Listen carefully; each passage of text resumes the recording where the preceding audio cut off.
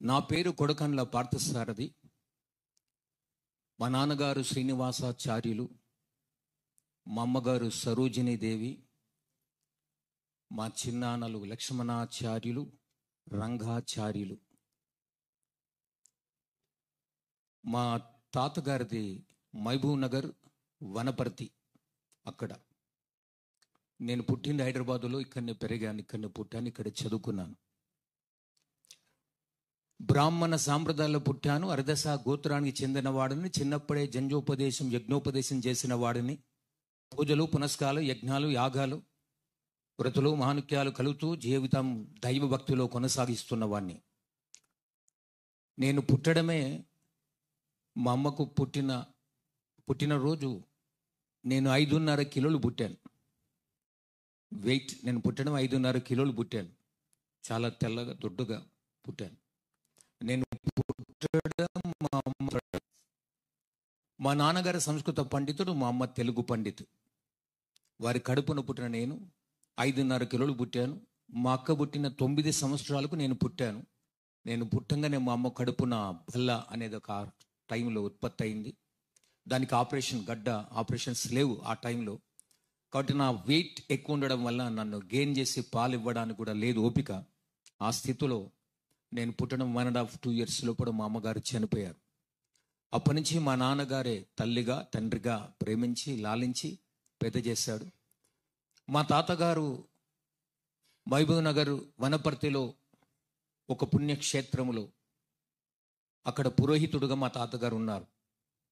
అదేవిధంగా పెద్ద కొడుకు గనుక మా నాన్నగారు నువ్వు కూడా పురోహితం చేయాలంటే, మా నాన్న సంస్కృత పండితుడు అయిపోయాడు కానీ పురోహితం చేయమంటే మా నాన్నగారు నచ్చలే.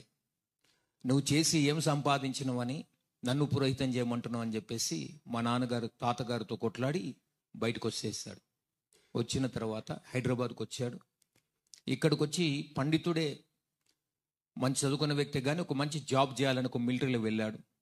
7 సంవత్సరాలు మిలిటరీలో చేశాడు.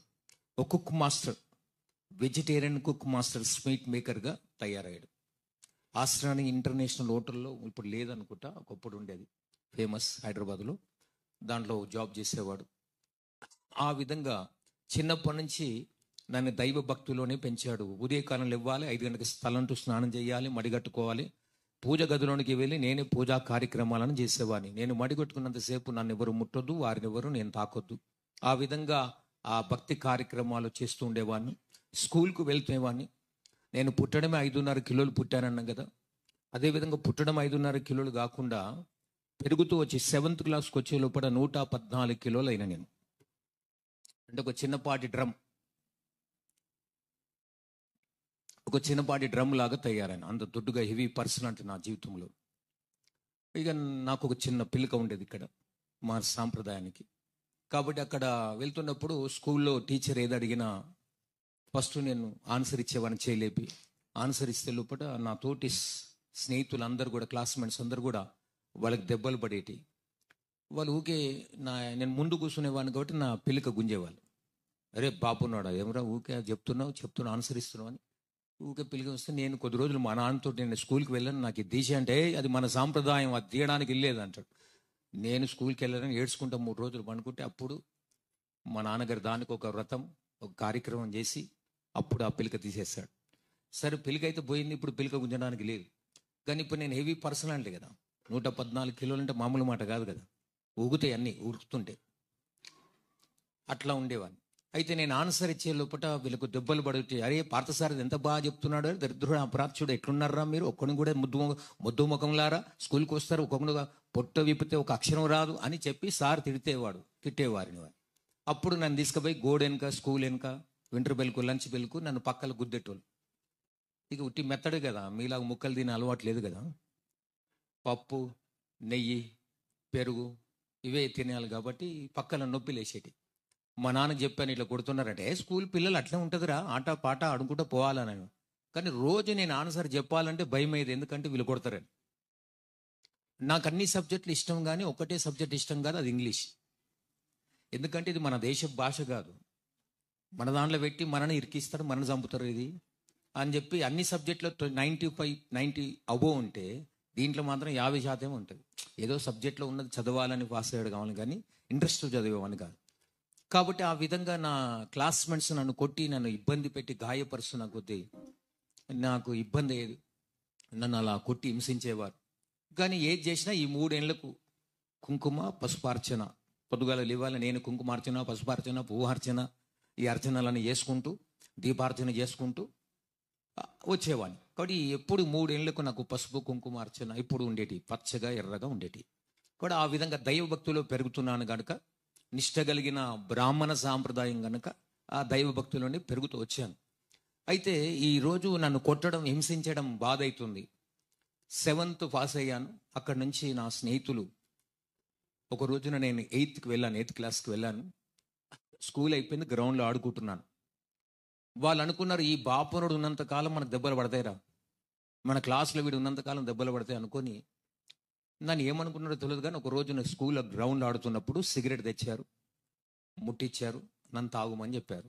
నాకు అలవాట్లేదురా అని అన్నాను. అంటే మళ్ళీ పక్కల గుద్దీరు. ఈ గుద్దుడు కన్నా ఈ గుంజుడు బెటర్ కదా అనుకున్నాను. కాబట్టి వాళ్ళే ముట్టించారు, నాకు నోట్లో పెట్టారు. మనకు తెలియదు ఎంత గుంజాలనో కూడా తెలియదు. నేను ముందే పర్సనట్ ఇవ్వా, మొత్తం బలం పెట్టి గుంజినాను.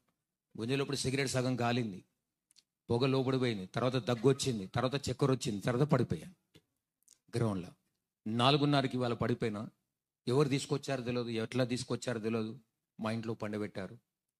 రాత్రి అయింది, మా నాన్న ఏ చక్కెర వచ్చి పడిపోయారని ఏం చెప్పారో తెలియదు. సాయంకాలం మా అక్క, మా అత్తమ్మ వీళ్ళందరూ ఉండేవాళ్ళు, లేపితే ఇట్లా చూసి మళ్ళీ పండుకునేవాళ్ళు. రాత్రి తినలేదు.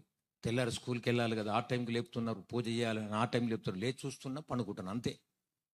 అయితే తెల్లారి అంటే ఈరోజు సాయంత్రం 4:30 అంటే రేపు సాయంత్రం 4:30కు నేను మెలకొచ్చి లేచి దాని స్నానం చేసి స్కూల్కి వెళ్ళాలనుకుంటున్నాను. ఇంకెక్కడ స్కూల్ రా, అందరూ స్కూల్కి వెళ్ళి వస్తుంటే ఇప్పుడు లేచినావు ఏంది, రాత్రి పండుకున్నావు, తినలేదు, ఏం చేయలేదు, అసలు ఏం చేసినావు, ఏం తాగినావు అంటే నాకేం తెలుసు ఏం తాగినా, ఎవరు తీసుకొచ్చారు, నీ ఫ్రెండ్స్ తీసుకొచ్చారు, పడిపోయామంట కదా స్కూల్ గ్రౌండ్లో. నాకు అర్థం కాలే. సరే ఆ రోజు డుమ్మైంది. తెల్లారి స్కూల్కి వెళ్తారే, బాపునాడు వచ్చినావురా, ఎట్లున్నదిరా అంటాడు. ఏందో అర్థం కాలే, ఇదంటాడు ఏందో ఏంది అంటే వాడు నాకు తాగిపించింది సిగరెట్ కాదు గంజాయి అని అర్థమైంది.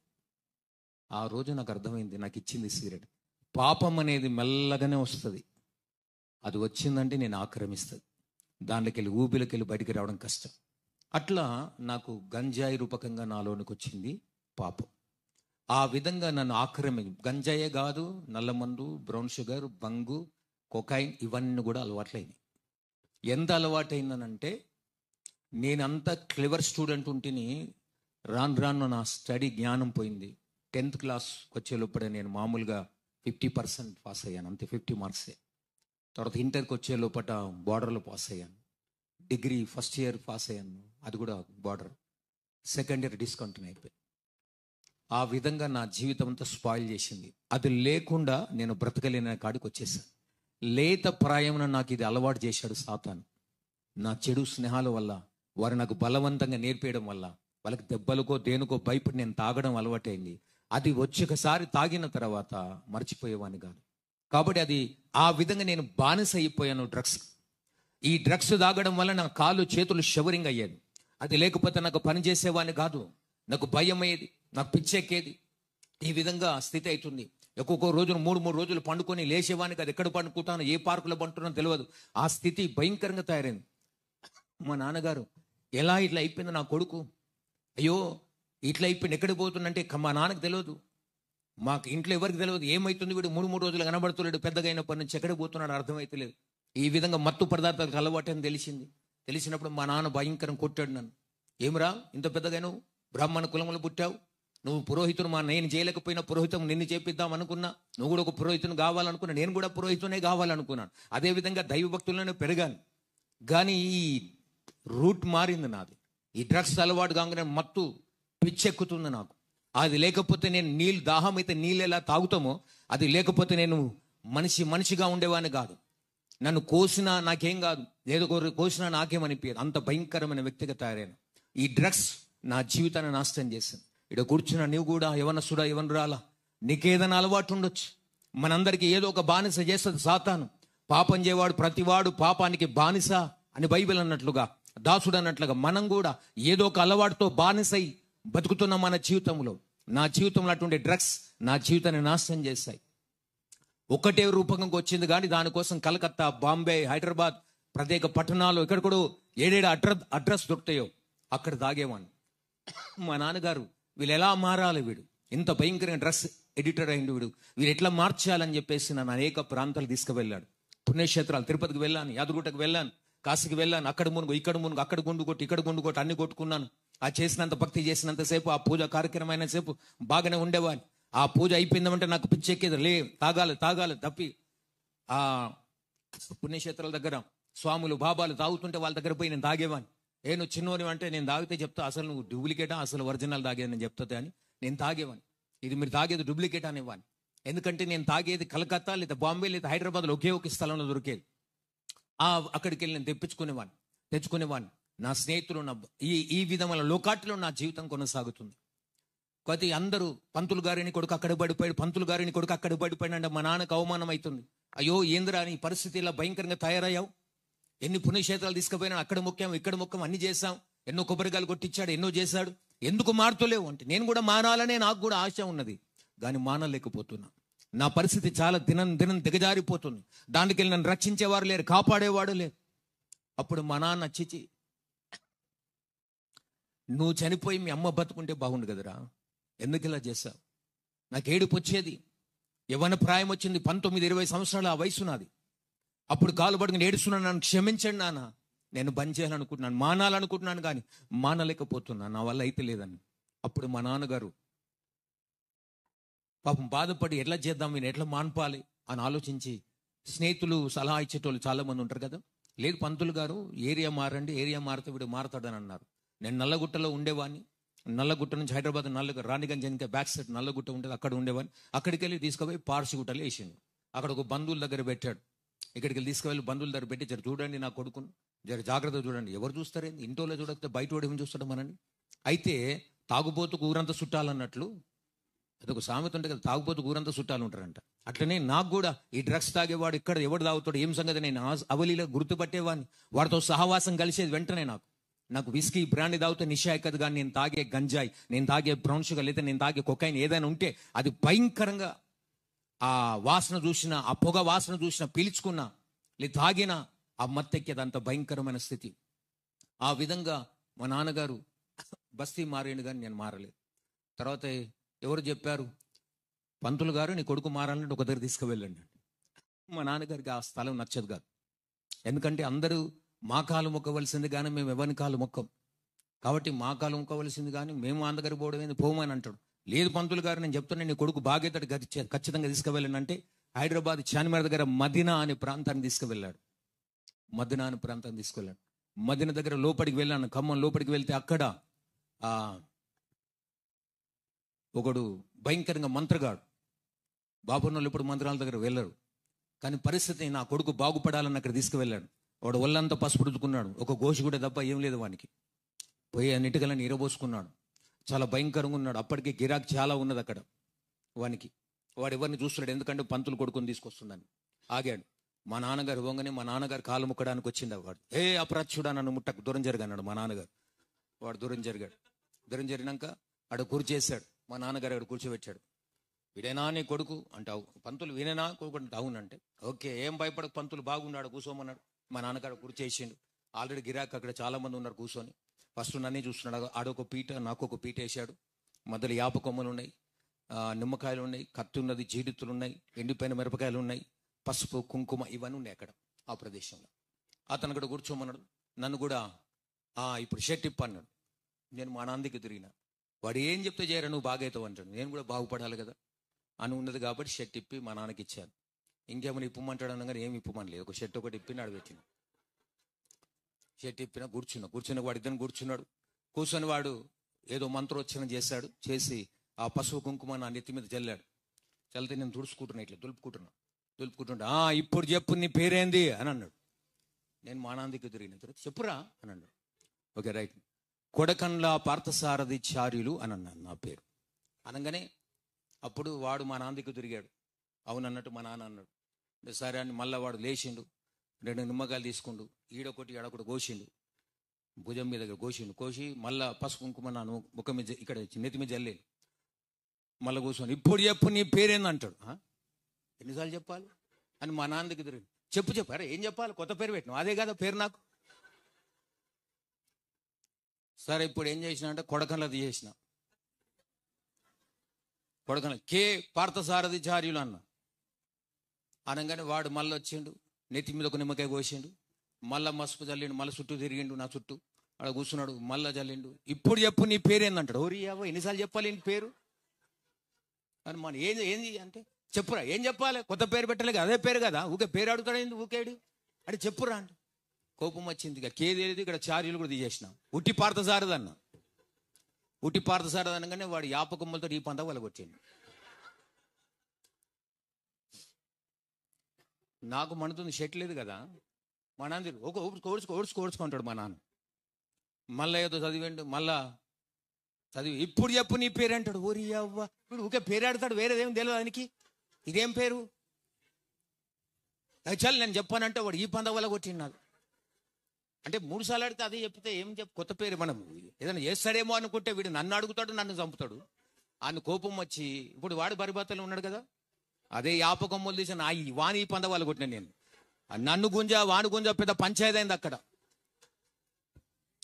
వాడు అన్నాడు, అయ్యా పంతులు గారు మీ కొడుకు పెద్ద దయ్యం ఉంది, నాతోడుగా తీసుకుపోయి చంపేటట్టుండా అని చెప్పి నన్ను పంపించేస్తా. మా నాన్నగారు బయటకు వచ్చాడు, ఒక టవల్ ఇచ్చాడు, తుడుచుకున్నాక నీకు కాదురా దయ్యం వానికి పట్టినట్టుంది అని మా నాన్నగారు అన్నాడు. ఊకే పేరు అడుగుతాడు ఏమిరా అంటే అదే మరి నేను అదే అంటున్నా కదా, ఊకే చెప్పు అంటావు అంటే అదే వానికి దయ్యం పట్టింది నీకు కాదు అసలు అని చెప్పి తుడుచుకోమన్నాడు. తుడుచుకున్నా, షర్ట్ వేసుకున్నా. కొద్ది దూరం పోయిన పొయ్యి లోపటనే నాకు ప్రాణం కొట్టుకుంటుంది గుందాలు తాగాలని. రాత్రి నన్ను కట్టేసి పండుగ పెట్టుకున్నాడు రాత్రి. కాబట్టి పొద్దుగాలు రాగలిగిన ఆయనతోటి. కాబట్టి మెల్లగా విడిపించుకొని వెళ్ళిపోయిన. అఫ్జల్గంజ్ బస్ స్టాండ్ కింద ఒక చిన్న పార్క్ ఉన్నది, ఇప్పుడు ఉందో లేదో నాకు తెలియదు. పార్క్ ఉన్నది, ఒకప్పుడు ఉండే, ఇప్పుడు కూడా ఉండొచ్చు. అఫ్జల్గంజ్ బస్ స్టాండ్ వెనక బ్యాక్ సైడ్ చిన్న పార్క్ ఉంటుంది, ఉన్నదండి. ఆ పార్కులో 3 రోజులు పండుకున్నా తాగి. ఇది డ్రగ్స్ తాగే అక్కడ పండుకొని ఉన్నాను. ఏదో అయితే అందరూ చచ్చిపోయినాను అనుకున్నాడు కదా వాచ్మెన్ అక్కడ పనిచేసే కాడ, కానీ సావలేదు, దేవుని కృప బతుకున్నా. ఆ విధంగా ఇది నా స్థితి, నా జీవిత విధానం ఇట్లా ఉండే. ఒక పండిత గర్భమున పరమసుంట అంటారు చూడు, అట్లా ఉన్నా నేను. ఆయన పండితుడు, మా నాన్నగారు, మా అమ్మ పండితు, మా తాతగారు పండితుడు. వారి గడుపున పుట్టిన నేను కూడా పండితునే కావాలి, కానీ నేను ఇట్లా తయారైనా భయంకరంగా దీనస్థితికి వచ్చాను. మా నాన్నగారు ఎట్లా మారుతావురా, ఏం చేయాలిరా, నేను ఎన్నెన్నో పుణ్యక్షేత్రాలు తీసుకుపోయాను, వద్దొద్దు అంటే వాడిని చెప్తే ఆంధ్ర తీసుకుపోయినా వాడేం చేయలేదు, ఇదైపోయిందని చెప్పేసి మాట్లాడి ఏం చేయాలి అనుకుంటున్నాడు. ఇక ఏం చేయాలో అర్థం కాక నన్ను మానమని ఎంత కొట్టినా నేను మానలేకపోతున్నా. అది లేకోసారి ఇంట్లో కట్టేసి నన్ను తాళ్లతో కట్టేశాడు. మత్తులో ఉన్నప్పుడు దొరికిన ఆయన తీసుకొచ్చి ఇంట్లో కట్టేసి పడేసాను. ఇక నన్ను ఎటు పోదు, నీకు ఇంట్లోకి వెళ్ళి కదలనియద్దని. కానీ మత్తు ఉన్నంతసేపు నాకేం కాలే, ఇనుప మంచం అది తాడుతో కట్టేసిండు. మత్తు దిగినాక తాగాలని దాన్ని తాళ్ళు తెంపుకొని తలుపు పలగొట్టి బయటికి వెళ్ళిపోయాను తాగడానికి. అంత భయంకరమైన పరిస్థితి నాది. అటువంటి స్థితిలో ఉన్న నా స్థితిని నా స్నేహితుడు, నా క్లాస్మేట్, నాకన్నా ఒక క్లాస్ చిన్నవాడు, అతను ఎదురుపడ్డాడు నాకు. నేను ఆ బస్తీలో పార్షిట ప్రాంతంలో వెళ్తున్నా, అతను ఎదురుపట్టి, అరే నువ్వు పార్థసారథి కదా. ఎస్ నేనే. అవును, నేను 114 కిలోలు ఉన్నానని చెప్పినా కదా. ఇది తాగడం వల్ల బొక్క మీద తోలుకొచ్చిన నేను.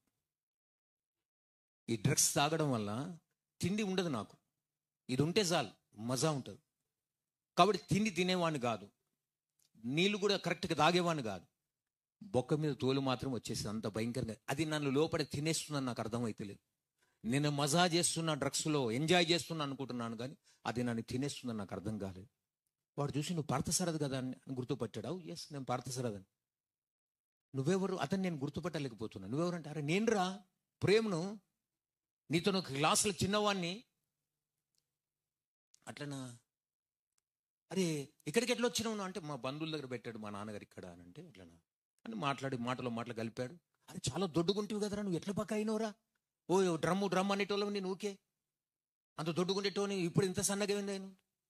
అది నేను మంచిగా ఉన్నా కదా నేను అనుకుంటున్నా. ఆ తర్వాత వాడు నేను అప్పుడే కలిపి తాగుదాలని స్టార్ట్ చేసినాడు. ఏంటిదంటే, నువ్వు కూడా తాగురా బాగుంటుందని చెప్తున్నా అతను. లేలే పాడతాను. అది తాగలేప్పుడు ఆ వాసన వాడు పడక వెళ్ళిపోయాను అక్కడికి వెళ్ళి. నేను తాగినట్లనే పోయాను. తెల్లారి నేను అదే ప్రాంతాన్ని అదే రోడ్కి వెళ్ళి అదే రోడ్ నుంచి రావాలి, మరలా ఎదురుపడి పాడుతూ ఏంటిది నువ్వు తాగేది అంటే, అది సిగరెట్ కాదు గంజాయి. అరే వద్దు పాడుతు, నా మాట విని, అది తాగడం ఖరాబ్ అవుతుంది పాడుతు, లంగ్స్ ఖరాబ్ అవుతాయి, హార్ట్ ఖరాబ్ అవుతుంది, లివర్ ఖరాబ్, అన్ని ఖరాబ్ అయితే చనిపోతావు పాడుతానంటే, మీకు తెలుసు నేను చనిపోతాను, మరి ఏం చేయాలి ఇప్పుడు నేను? అది మానలేను, అది నన్ను వదలదు, నేను దాన్ని వదలలేను. అది నన్ను పట్టుకున్నది అంతే, వదలలేను రా. ఇక ఈ బానిసలు మా నాన్నే వదిలేసినగా, ఎక్కడ అన్ని తిరిగినా లాభం లేదురా అంటే, లేదు పాడుతూ, వద్దు పాడుతూ, ప్లీజ్ బంద్ చేయి పాడుతూ అంటాను. మరి మా నాన్న చెప్పి నన్ను వదిలేసినప్పుడు మళ్ళీ నువ్వేంద్ర మళ్ళీ నా ఎంబడదలిను, బంద్ చేయమని నాతోడు కాదంటారు కదా అని చెప్పి వెళ్ళిపోయాను. తెల్లారు వచ్చింది పాడుతూ, నీకోసం నేను ప్రేయర్ చేస్తున్నాను అన్నాడు. ద ఫస్ట్ టైం విన్నా ఆ ప్రేయర్ అనే మాట. నీకోసం నేను ప్రేయర్ చేస్తున్నా పార్త్ అన్నాను. నా కోసం నువ్వెందుకు చేస్తావు ప్రేయర్ అన్నా అంటే, లేదు పార్త్ నీకోసం నేను ప్రేయర్ చేస్తున్నా, నువ్వు నా స్నేహితుడవు, నువ్వు ఇట్లా ఉండడానికి నశించిపోవడానికి వీల్లేదు అని చెప్పేసి మాట్లాడుతుండే. ఇది తాగడం వల్ల లంగ్స్, లివర్, హార్ట్ అన్ని ఖరాబ్ అవుతావు పార్త్, చనిపోతావు పార్త్, నా మాట విను పార్త్ అని అంటే, చనిపోని నీకేమైతే, నేను చనిపోతాను. లేదు పార్త్ నువ్వు చనిపోతే నరకములో పోతావు, యమగుండములో పోతావు అని అంటున్నాడు. నరకమా యమగుండమా ఎవరు చెప్పాడురా? నేను ఎవరినో తెలుసా? బ్రాహ్మణ కులములో పుట్టాను, హరిదశ గోత్రానికి చెందిన వాడని, జంజోపదేశం యజ్ఞోపదేశం చేసిన వాడిని. నన్ను యమగుండానికి నేను వెళ్ళను, నరకానికి వెళ్ళను నేను అంటున్నాను. లేదు పార్త్, పాపం చేసిన వారందరికడికే వెళ్తారు పార్త్, నా మాట విను, నువ్వు నరకానికి పోవడం నాకు ఇష్టం లేదంటే చెప్పినా కదా అని చెప్పి, నేను నరకంలో పోనా అని చెప్పినా కదా. ఒకవేళ నువ్వు అన్నట్టే నేను నరకానికి పోయినాను, అక్కడ యమధర్మరాజు ఉంటాడు, నీకు తెలుసా అని అడుగుతున్నా. అతనికి చెప్తున్నా, అక్కడ యమధర్మరాజు ఉంటాడు, నన్ను చూసిన వెంటనే లేచి నమస్కారం పంతులు గారు, మీరెందుకు వచ్చారు ఇక్కడికి, స్వర్గలోకానికి వెళ్ళి నన్ను దారి చూపడతాడని. అట్లా ఉండదు పార్త్. చనిపోయిన అంటే నరకమా స్వర్గమా రెండే దారులు. ఇక్కడ ఉన్నప్పుడు నీ జీవితం మార్చుకో పార్త్. ఈ తాగుడు బంద్ చేయ పార్త్ అంటే, ఊక చెప్పకరా నా తోడు కాదు అని చెప్పి వీళ్ళు తప్పించుకో. తెల్లారు వచ్చిండు, మరలా అదే ప్రేమ. పార్త్ యేసుక్రీస్తు నేను ప్రేమిస్తున్నాడు పాడుతున్నాడు. రెండో మాట, దేవునికి స్తోత్రం, హల్లెలూయా. యేసుక్రీస్తు నిన్ను ప్రేమిస్తున్నాడు అన్నాడు. ఆ దేవుడు నిన్ను ప్రేమిస్తున్నాడు అంటే, నేను ఆయన ఎందుకు నన్ను ప్రేమిస్తాడు? ఆయన ఎవరు నన్ను ప్రేమించడానికి? నేను మొక్కానా, పూజించినా, ఎవరైనా నాకెందుకు, నాకు అవసరం లేదు, నాకొద్దు ఇదని చెప్పాను. లేదు పార్త్, దేవుడు నేను ప్రేమిస్తున్నాడు పార్త్. అప్పుడు అన్నాను, యేసుక్రీస్తు అంటే నువ్వు క్రైస్తవును. మా నాన్న చిన్నప్పుడు ఒక మాట చెప్పాడు, ఈ ప్రపంచంలో ఎవరి స్నేహం అన్న బట్టు కానీ ఇద్దరు స్నేహం పట్టొద్దు అన్నాడు. ఒకటి ముస్లింల స్నేహం పట్ట, కూసుంటే లేస్తే అల్లా అంటారు, అది మన దేవుడు కాదు, మన మతం దేవుడు కాదు అన్నాడు. తర్వాత క్రైస్తవుల స్నేహం పట్టకు, వాళ్ళు కూసుంటే లేస్తే యేసు ప్రభు అంటారు, అది మన దేవుడు కాదు, మన మతం దేవుడు కాదు అన్నాడు. కాబట్టి ఇటువంటి స్నేహితులు నాకు లేరు. హైదరాబాద్లో పుట్టాను కనుక హిందీ, ఉర్దూ, ఇంగ్లీష్ అన్ని కలగుర గంపలాగా అన్ని మాట్లాడగలను.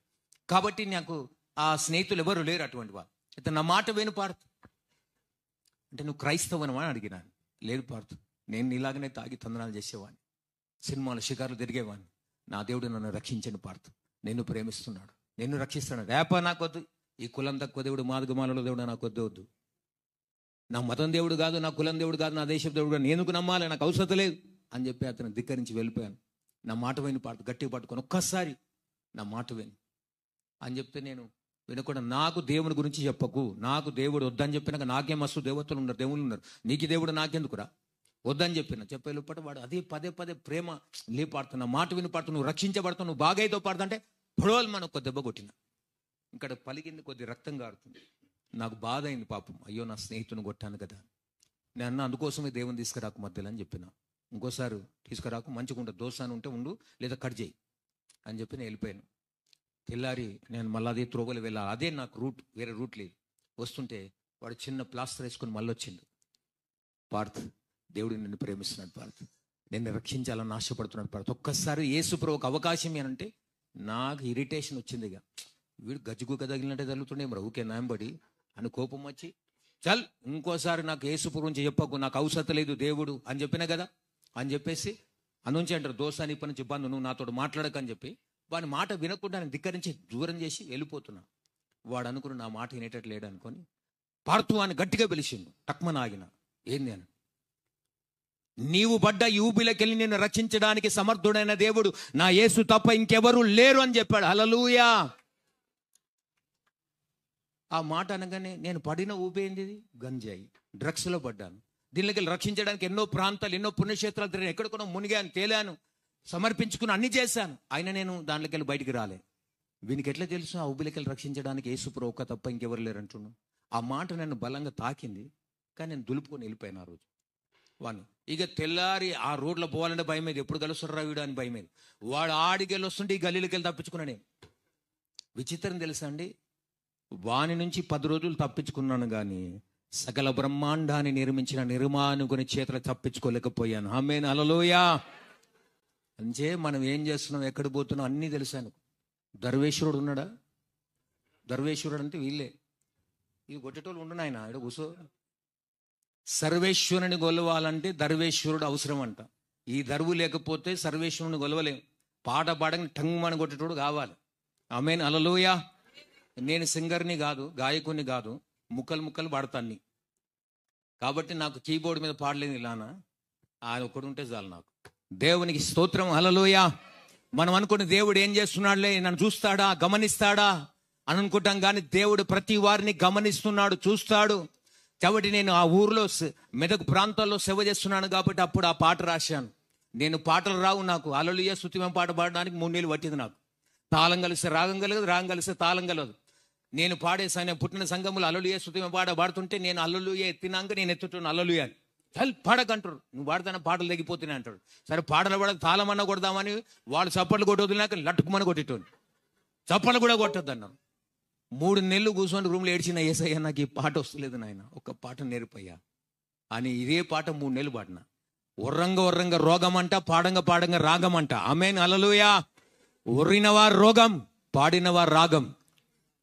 దేవునికి స్తోత్రం. కాబట్టి నేను ఆ రోజు చూస్తున్నాడమ్మా, యేసు చూస్తున్నాడమ్మా, నీవు చేసే పనులన్నీ చూస్తున్నాడమ్మా, చూస్తున్నాడయ్యా యేసు చూస్తున్నాడయ్యా, నీవు చేసే పనులన్నీ చూస్తున్నాడయ్యా.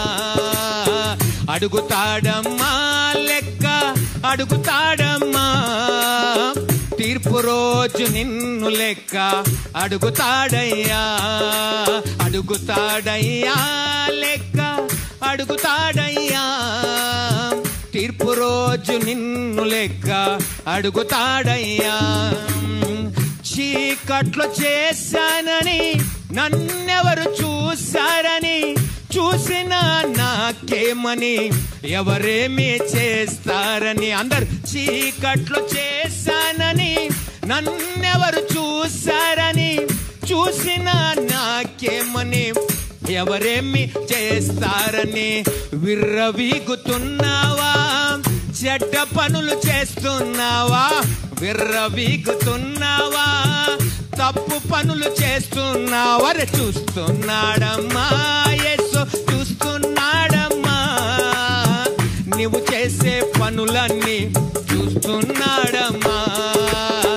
అడుగుతాడయ్యా లెక్క, అడుగుతాడయ్యా తీర్పు రోజు నిన్ను లెక్క, అడుగుతాడయ్యా. హల్లెలూయా. అట్లా దగ్గర నుండి బిడ్డ, రైట్. దేవునికి మహిమ, హల్లెలూయా. అయితే అతని దగ్గర నుంచి నేను తప్పించుకోగలిగాను, కానీ సకల బ్రహ్మాండాన్ని నిర్మించిన నిర్మాణకుని చేత ఆయన నన్ను గమనిస్తున్నాడు. హల్లెలూయా. 14 కీర్తన 2వ వచనం ఒక మాట రాయబడ్డది. 14 కీర్తన 2వ వచనం తీరా, బైబిల్ తీరా. 14 కీర్తన 2వ వచనం, వివేకము కలిగి దేవుని వెతుకువాడు కలడేమో అని యెహోవా ఆకాశము నుండి చూచి, అది నరులను ఏం చేస్తున్నట్ట పరిశీలిస్తే, ఎవడైనా వివేకం కలిగి వెతుకువాడు కలడేమని చూస్తున్నాడు. ఇక్కడ కూర్చున్న నీవు దేవుని వెతుకుతే దేవుడు నీకు దొరుకుతాడు గ్యారెంటీగా. ఆమేన్, హల్లెలూయా. కానీ చాలా మంది దేవుని వెతకరండి. ఆపద మొక్కుదల ప్రార్థన అంటారు మనం చేసేటి అన్నీ కూడా కదా. రోటీగా ఉన్నా, కపడ ఉన్నా, మకాన్ ఉన్నా, బసే దునియా మే క్యా నై కొను కుछ भी నక్కు అంటారు. రోటీ ఉంటే చాలు, మకాన్ ఉంటే చాలు, బండి ఉంటే చాలు, ఇల్లు ఉంటే చాలు, సెటిల్ అయితే చాలు ప్రభా అంటారు చాలా మంది. ఇదే కావాలని అడుగుతాం. అది కాదు మనకు కావాల్సింది, నువ్వే కావాలనేటోడు కావాలి. నీకేం కావాలని సొలొమోను అడిగితే సొలొమోను ఏం అడిగాడు? జ్ఞానం కావాలయ్యా, నీ జ్ఞానం నాకు కావాలి నీ ప్రజలను పరిపాలించాలంటే. ఆయన అడగకున్న ఆస్తిని, ఘనతను, శత్రువుల ప్రాణమును అన్నిటిని ఆయనకు అప్పచెప్పేశాడు. కాబట్టి ప్రభునందు దేవుని సన్నిధిలో అడగవలసింది దేవుడి ఇచ్చేటి కాదు, నీవే కావాలి. అది మనం అడగాలి. మన అంబిషన్ అది ఉండాలి. పరలోకం పోయినాక ఏం సంపాదించినావు అడగడు. రక్షించబడ్డావా, పరిశుద్ధంగా బతికావా బిడ్డ, ఎవరికి సువార్త చెప్పినావు, కొందరికన్నా సువార్త చెప్పినావా, సాక్ష్యం ఇచ్చావా అని అంటాడు. మనం ఎవరికి సంఘంలో మాత్రం పెద్ద పెద్ద సాక్ష్యాలు ఇస్తాం, సంఘం బయట పోతే సాక్ష్యం ఇయ్యవు. అసలు దేవుడు ఎన్నుకుందే మనం సాక్ష్యం వేయడానికి, తెలుసా అండి? దేవుడు ఎన్నుకుందే మనల్ని సాక్ష్యం వేయడానికి. మనం సాక్ష్యం ఇస్తలేం చాలా మంది జీవితాల్లో. నువ్వు ఎట్లా నీ రక్షణ సాక్ష్యం నీకు తెలిసి ఉండాలి, నీ రక్షణ సాక్ష్యం 10 మందికి తెలియపరచబడాలి. కాబట్టి 1987 జూలై 10th నేను రక్షించబడ్డాను. అప్పుడు రక్షించబడ్డానంటే 89లో ఆయన స్వరం విన్నాను. అడిగాను, నన్ను ఎందుకు బ్రతికించావు, నాకు కావాలని అడిగాను దేవుణ్ణి. అతను చెప్తున్న స్నేహితుడు వచ్చి నాకు తోడు మాట్లాడుతున్నాడు. చెప్తే అతను తప్పించుకొని వెళ్ళిపోయాను. కానీ 10 రోజుల తర్వాత దేవుని సృష్టికర్తకు దొరికాను నేను. ఒక పెళ్లి, నా స్నేహితుని వాళ్ళ అన్న పెళ్లి అవుతుందా, మషీరాబాద్ ఆ ప్రాంతానికి వెళ్ళాను నేను. అక్కడ నా పక్కన కూడా సుధీర్ ఉంటాడు, నా అసిస్టెంట్. వాడు నేను ఇద్దరం కలిసి తాగేటోళ్ళం బాగా. వాడు మసాలా తేవాలి, మసరాలు వేయాలి, నింపాలి. ఇద్దరం కలిసి తాగేవాళ్ళం. డ్రగ్స్, గంజాయి, నల్లమందు ఇవన్నీ కూడా భయంకరంగా తాగేవాళ్ళం. అయితే ఇద్దరం కలిసి తాగాం, ఆ పెళ్లికి వెళ్ళాం. అయితే ఆ రోజు ఏమైందో, ఆ 10 రోజుల తర్వాత, అంటే వాడిని తప్పించుకొని 10వ రోజు తర్వాత అక్కడ నాకు షవరింగ్ అవుతుంది, కాళ్ళు చేతులు వణికిపోతున్నాయి. నాకు ఎప్పుడు కాలే, ఎన్నోసార్లు తాగాను కానీ ఎప్పుడు షవరింగ్ కాదు నాకు, స్టాండర్డ్గా ఉంటా. కానీ ఆ రోజు కాళ్ళు చేతులు వణికిపోతున్నాయి, షవరింగ్ అవుతుంది. ఎందుకు ఇట్లా అవుతుంది అబ్బా అని భయం అవుతుంది. తిరిగే కూర్చొని ఉన్నాను, చూసే లోపల భూమి గుండ్రంగా తిరుగుతుంది స్పీడ్గా. అందరూ ఉల్టా కనబడుతున్నారు. అరే ఏందిరా ఉల్టా కనబడుతున్నారు, నేను ఉంటున్నా సార్, వాళ్ళు ఉంటున్నారు, అట్లా ఇటు చూస్తున్నా. అర్థం కాక మెల్లగా చక్కెర వచ్చి పడిపోతాను, గోడను పట్టుకుంటే వెళ్తున్నాను. అక్కడ డ్రమ్ వాటర్, ఐస్ వాటర్ ఉన్నది, ఐస్ వాటర్ నా ముఖం మీద కొట్టుకున్నాను, చల్లుకొని చూస్తున్నాను. అయినా ఇంకా స్పీడ్గా తిరుగుతుంది, నేను పడిపోతానేమో అని భయం అవుతుంది. అరే సుధీర్ అని నా స్నేహితుని పిలిచాను. ఏందన్నా అంటే, అరే బాబు నన్ను తీసుకుపోరా, నేను ఇక్కడ చనిపోయి పడిపోయేటట్టున్నా అన్న. మనం ఇక్కడ డాన్స్ ఆడాలని అంటున్నాడు. ఈ డాన్స్ కాదు, చచ్చిపోయేటట్టున్నాడా, నేను పడిపోతాను, తీసుకుపోయి ఇడికెళ్ళి అంటే. వాడు నన్ను, నేను పెద్దగా, వాడు జర పొట్టిగా షార్ట్కుంటాడు నాకు. వాడు నన్ను తొక్కలేక ముందర సైకిల్ మీద ముందర కూర్చోబెట్టుకొని నన్ను నూక్కుండా పోతున్నాడు. దాయారు మార్కెట్ వచ్చింది. అక్కడ వచ్చే లోపల ఆ దాయారు మార్కెట్లో నేను అయిపోయింది నా పనికి, నాతో అయితే లేదని దాయారు స్లో అయింది. అక్కడ ఏమైందో తెలియదు, నేను ఊగుతా ఉన్నా, అంటే సోలిపోతున్నా, చక్కెర వస్తుంది కదా ఇట్లా. అన్న సోలకన్నా పడిపోతామన్న అంటే, కాదురా నాతో అయితే లేదురా. ఆ స్లో అక్కడ ఆపంగానే నేను రోడ్డు మీద పంటున్నా. అన్న ఇది రోడ్ అన్న, పండుకోకన్నా ప్లీజ్ అన్న, నాకు అయితే లేదురా ప్లీజ్ అంటే. వాడు మెల్లగా ఎక్కించుకొని తీసుకొని పోతున్నాడు. మా ఇల్లు చాలా దూరం. అయితే వాడు ఏ ఇంటికి తీసుకుపోయిండంటే, నాకు ఎవరైతే సువార్త చెప్పిండో ఆ ఇంటికి తీసుకుపోయిండు. నేను వద్దనుకున్నా, వాడిని అసహించుకున్నా, వాడిని దోస్తాన్ని వద్దని కట్ చేసుకున్నా. కానీ ఈ స్నేహితుడు నా పరిస్థితి చూసి మా ఇల్లు అంత దూరం తీసుకుపోలే అని చెప్పేసి, నా స్నేహితుడు వానికి కూడా తెలుసు కాబట్టి ఆ ఇంటికి తీసుకుపోయి పెట్టిండు. ఆ ఇంట్లో ఎవరు లేరు. బయట గచ్చులుంటే 2 సార్లు వామిటింగ్ చేసుకున్నాను. అది పెంకుట్టేలో ఒక రూమ్ ఖాళీగా ఉండే, పడిపోయాను. నాకు ఎటో అవుతుంది, ఆత్మ మండ, ఈ గుండెను పిసికినట్లు అవుతుంది, ఏదో బాధ కలుగుతుంది, ఇట్లా నొప్పి అవుతుంది. అయితేలే సురాంశ లేదురా, నాకేమో అవుతుందిరా, గాబరైతుందిరా అంటున్నా. అన్న అట్లా అనకన్నా, ఎవరు లేరని ఇప్పుడు ఏం చేయాలి అర్థమైతే లేదని వాడు నా పక్కన గాబరెత్తున్నాడు. మెల్లమెల్లగా ఈ నల్లగుడ్లు పోయి తెల్లగుడ్లు వచ్చేసినాయి, కాళ్ళు చేతులు చల్లబడ్డాయి. అన్న నాలోంచి ఆత్మ బయటకు వచ్చేసి, ఆ రోజు ఆ ఆత్మ బయటకు వచ్చింది. అట్నే ఉండిపోయాను. గుండె మెల్లగా కొట్టుకుంటుంది. నా ఆత్మ నాలోనికి బయటకు వచ్చేసింది. నా ఆత్మ ఎట్లుందనంటే, ఒక తలకాయ, 2 చేతులు, 2 కాళ్ళు ఎట్లుంటే మనకు సేమ్ ఆత్మ కూడా అట్లనే ఉంది. నేను శరీరం పండుకున్న, నా పక్కన సుధీర్ నా స్నేహితుడు ఉన్నాడు. అన్న బయటకు వచ్చేస్తుంది ఆత్మ. నా భుజాలు పట్టుకొని తీసుకొని వెళ్ళిపోతారు. ఎవరు ఎక్కడికి తీసుకుపోతారో అర్థమైతే లేదు, కానీ మేఘాలు దాటుకొని తీసుకుని వెళ్ళిపోతున్నారు. నేను వాళ్ళని చూస్తున్నా, ఎవరబ్బా నన్ను పట్టుకున్నట్టు ఎవరు కనబడతలేరు నాకు. నా శరీరం ఇక్కడనే ఉన్నది, అది పెంకుటిల్లు. కానీ బారా దర్వాజా ఖుల్లా, పరిశుద్ధాత్మకు. ఆత్మను ఏది బంధించజాలదు. కాబట్టి అది తీసుకొని వెళ్ళిపోతున్నారు. నా ఆత్మని ఎవరు పట్టుకున్నారో అర్థమైతే లేదు. నా ఆత్మను పట్టుకొని తీసుకొని వెళ్ళిపోతున్నారు. మేఘాలు దాటుకొని వెళ్ళిపోతున్నారు. ఓ మేఘాలు ఎక్కడ తీసుకువెళ్తున్నా భయం అవుతుంది. ఎవరు పట్టుకున్నారో నా భుజాన్ని అర్థమైతే లేదు. 2 రెక్కలు పట్టుకున్నారు, గుంజుకొని లాగి వెళ్ళిపోతున్నారు. అటు పైకి పోయినాక చాలా కిందికి దింపుతున్నారు. అక్కడికి వెళ్ళి అది కట్టుగా చీకటి, ఏమీ కనబడని చీకటి. ఆ చీకటిలో కళ్ళు మూసుకొని భయం అవుతుంది. అందులో కూడా లోపలికి తీసుకువెళ్ళారు. లోపలికి తీసుకువెళ్ళడం, భూమి ఎంత పెద్దగా ఉందో తెలియదు, అంత పెద్ద అగ్ని గుండం కనబడుతుంది నాకు. అగ్నిగుండము కన్నా అగ్ని సముద్రం అనాలి దాన్ని. పెద్ద పెద్ద నాలుకలు విభాగించబడి మంటలు రేగుతున్నాయి. దాంట్లో America, Russia, negro, German, Japan, Korean, China, India, ప్రతి దేశస్తుడు దాంట్లో కాలుతున్నాడు. అందరూ మునుగుతురు, లేస్తున్నారు, ఇట్లా ఊసిపోతా ఉన్నాయి. రక్షించండి, రక్షించండి, ఇది అన్యాయం, ఓ మమ్మల్ని రక్షించావా, ఓ దేవా ఎక్కడున్నావయ్యా అరుస్తా ఉన్నారు. నేను ఎవరబ్బా వీళ్ళంతా, ఇదేం దోషం, ఇక్కడికి ఎందుకు తీసుకొచ్చారు, ఎవరు తీసుకొచ్చారు నాకు అర్థమవుతలేదు. దాంట్లో నన్ను పడేశారు. నేను అందరు పై చూస్తున్నా, నేనే చూస్తున్నా, ఎవరున్నారు పైన అంటే పైన ఎవరు లేరు, ఏం కనబడుతులేదు. అయినా వీరు రక్షించండి, రక్షించండి కేకలు వేస్తా ఉన్నారు, పన్ను కొరుకుతున్నారు. ఓ పెద్ద పెద్ద కేకలు, అరుపులు. అక్కడ తాగేవాడు, తందనాలు చేసేవాడు, అన్ని నిప్పుతోటే ఉంటాయి, అన్ని ప్రతి ఒక్కటి. ఆ భయంకరంగా ఆ మునిగి లేస్తున్న కొద్ది, ఇవన్నీ ఊసిపోతున్న కొద్ది, ఆ కన్ను ఊసిపోతుంటుంది, ఇది ఊసిపోతుంది, లబ్బల మొత్తుకుంటాడు. అదొక యాతన అని చెప్పాలి దాన్ని. ఆ బాధను అనుభవిస్తున్నారు. కొద్దిసేపు తర్వాత నేను కాలడం మొదలుపెట్టాను. అరే నాకు ఎందుకు ఇలా మంటలు వేస్తున్నాను, ఎందుకు ఇలా కాలిపోతున్నాను, ఎందుకు ఇలా అవుతుందో నాకు అర్థం కావడం లేదు. భయంకరంగా యాతన అనుభవిస్తున్నాను. నేను ఎవరిని అడుగుదామంటే ఎవరి బాధ వానికి అదే, ఎవడు మాట్లాడాడు అక్కడ, ఎవడు చెప్పాడు అక్కడ. భయంకరమైన స్థితిలో బాధపడుతున్నాను. ఆ టైంలో ఏ లోకం ఇది, ఎవరు తీసుకొచ్చారని చెప్పి ఒక వ్యక్తి నన్ను గమనిస్తున్నట్టు అనిపించింది. ఆ వ్యక్తి దగ్గర పోదామని అడుగుదాం, ఆయన నన్ను చూస్తున్నాడు. అక్కడ నేను అమెరికా, రిషోన్, negro, German, China, Japan, Korean, Indian, ప్రతి దేశస్తుని గుర్తుపడుతున్నా. వీడు ఇండియన్ కదా, వీడు చైనా వాడు కదా, వీడు కొరియా వాడు కదా, వీళ్ళందరూ గుర్తుపట్టగలుగుతున్నా. ఇక్కడ మునిగి అక్కడ తేలాను. అక్కడ పోయి అతను అడుగుతున్నా, అన్న ఇది ఏంటిదన్నా అని అంటు. నీకు తెలియదా అంటే, నాకు తెలియదన్నా, ఇది యమగుండం, ఇది నరకం, ఇది హెల్ అని అంటున్నాడు 3 భాషలు. యమగుండం, నరకమా, హెల్లా, ఇక్కడికి ఎవరు తీసుకొచ్చారన్నా, ఎవరు తీసుకొచ్చుడైందిరా, పాపం చేసిన అందరు ఇక్కడికి వస్తారు. అంటే నేనేం పాపం చేసిన అన్నా, ఏం పాపం చేసినవేంద్రా, ఇది నీకు ఎవరిచ్చారు దేహం అని అంటే, మా అమ్మ నాయన ఇచ్చారు. మీ అమ్మలో వేసింది ఎవరు, అది నాకు తెలియదు. మీ అమ్మలో వేసింది దేవుడు, మీ అమ్మకు కూడా తెలియదు. 2 నెలల తర్వాత కూడా నా కడుపులో జననం పుడుతుందని అప్పుడు దాకా తెలియదు అమ్మకి. 2 నెలల తర్వాత దేవుడు ఇచ్చాడు. దీన్ని ఖరాబ్ చేయలేదు, ఇష్టం మీద తాగి తందనాలు చేసి దీన్ని ఖరాబ్ చేసుకోలేదా అంటే, అవు చేసుకున్నా. మరి నువ్వు చేసుకున్నావు కదా, దీనికి ఖరాబ్ చేసే అధికారం నీకు ఎక్కడిది, నీది నీదే అమ్మాది, మీ అమ్మ నాయన ఇచ్చిందా, దేవుడు ఇచ్చిందా, నువ్వు ఖరాబ్ చేసినావు కూడా నరకానికి వచ్చినావు. ఊరి అమ్మ, నా ఇష్టంతో బతికిన తప్పైనా, అవు నీ ఇష్టంతో బతికిన తప్పే. ఇది దేవుడిచ్చిన దేహం, నీ దేహమే దేవుని ఆలయం అని ఉన్నాక నువ్వు ఎట్లా ఖరాబ్ చేస్తావు దాన్ని. అప్పుడు అనుకున్నా, ఊరి నా ఇష్టంతో బతికిన తప్పేనా. అప్పుడు అతను అట్లా అంటే దునియాలో ఉన్న అందరు నరకాన్ని వస్తారన్నా అని అంటున్నా.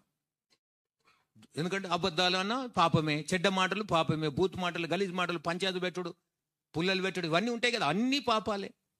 మరి ఇవన్నీ పాపాలే కదా, అందరూ పోతే నరకానికి వస్తున్నాడు. అందరు నరకానికి వచ్చేటోళ్ళే. కానీ కొందరు ఉన్నారు, వాళ్ళు పవిత్రంగా పరిశుద్ధంగా బతికిన వాళ్ళు. ఎవరు వాళ్ళంటే, అదిగో అల్లదిగో అన్నాడు.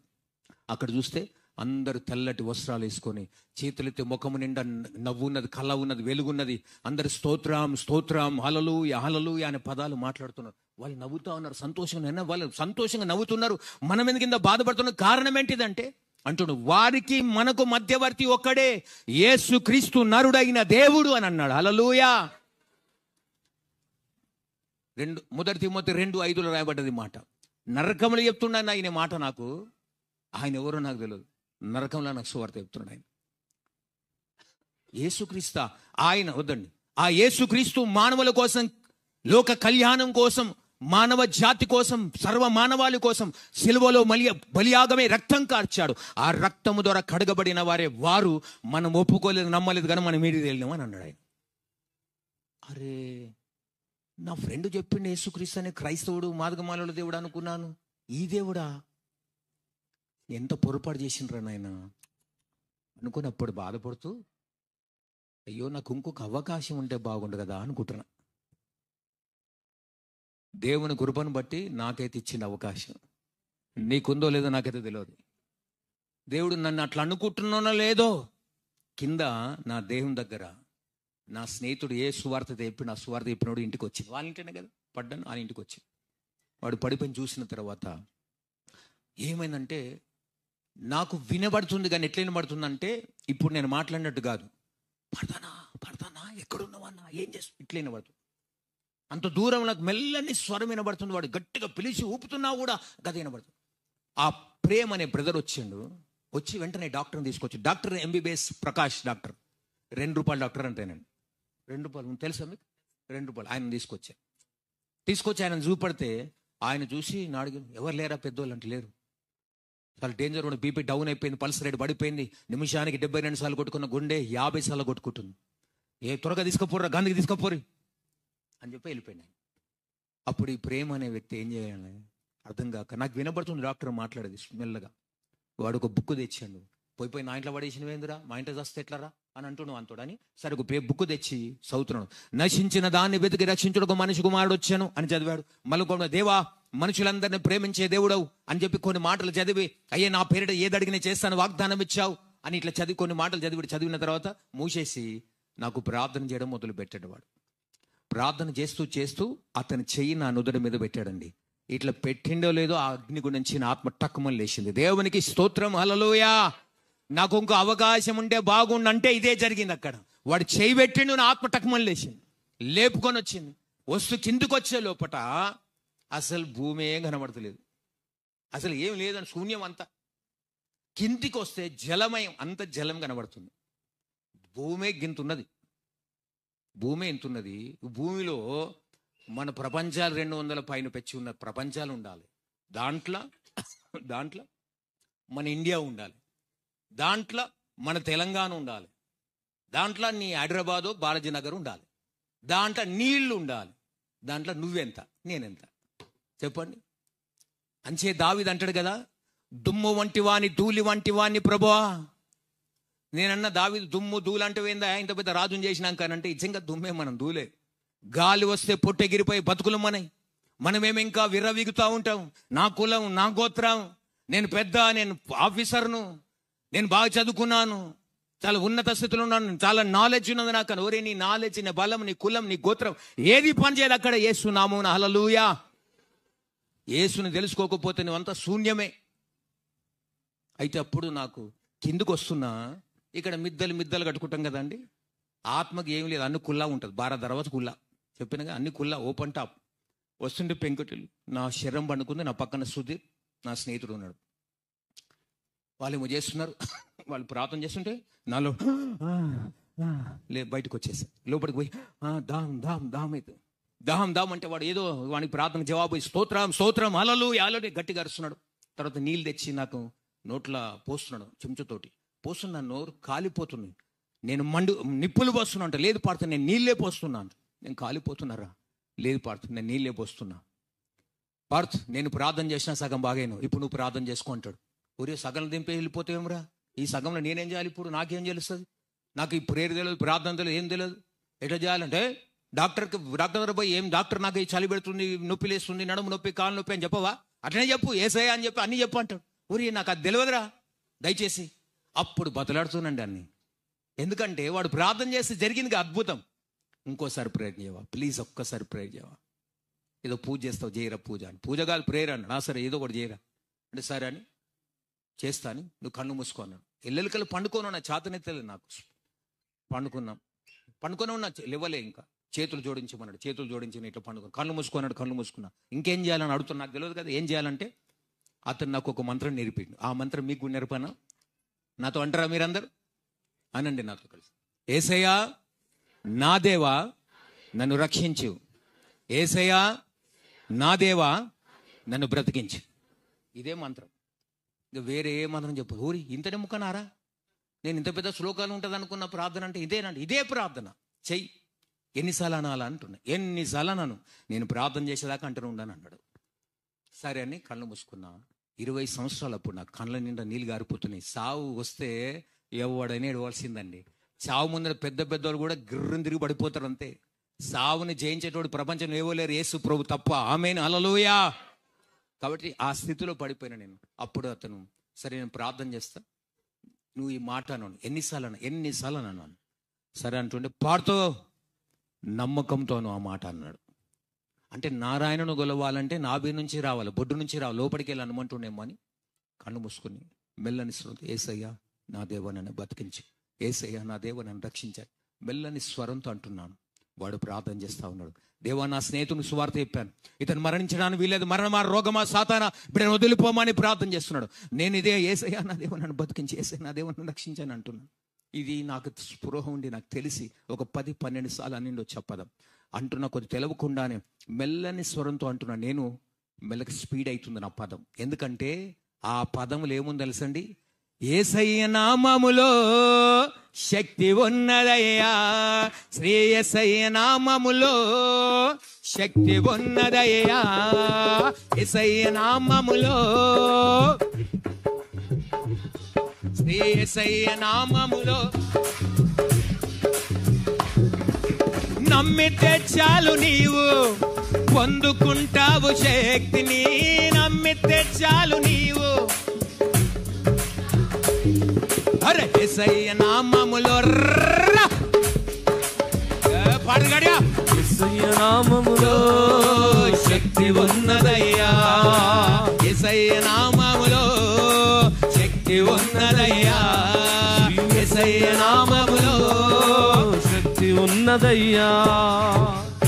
కాబట్టి యేసు నామములో ఆ రోజు నాకు తెలియదు ఆ పవర్, ఎంత పవర్ ఉంటుంది దాంట్లో. యేసయ్య నా దేవుడు నన్ను బతికించి, యేసు నా దేవుని బతికించి మెల్లని సరంతో ఉంటున్నాను. నాకు 10-12 సార్లు అయిందో లేదో స్పీడ్ అయిపోతుంది నా వంతు.